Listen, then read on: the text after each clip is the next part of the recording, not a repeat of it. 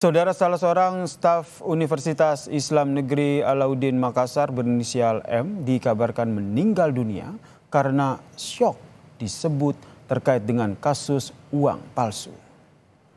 Diketahui M meninggal pada Jumat 6 Desember 2024 lalu diduga terkena serangan jantung setelah mendengar kabar bahwa tersangka MN ditangkap oleh Polres Goa.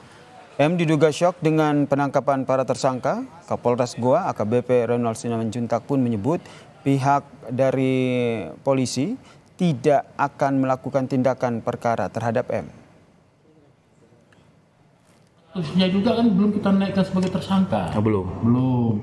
Dan belum kita periksa juga sebagai saksi. Jadi karena yang bersangkutan sudah meninggal sebelum proses penyelidikan ini, jadi kami tidak pernah memperdalam lagi atau tidak mengaitkan lagi yang bersangkutan almarhum dengan perkara ini. Ya, jadi kami fokus kepada yang masih ada, tidak berpengaruh sama sekali dengan yang lainnya.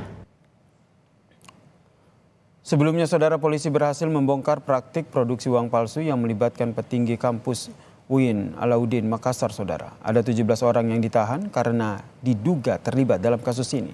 Dari hasil penggeledahan di kampus UIN Alauddin Makassar, polisi menyita 98 barang bukti, diantaranya ada mesin cetak serta uang palsu sebanyak ratusan triliun rupiah termasuk uang palsu mata uang asing.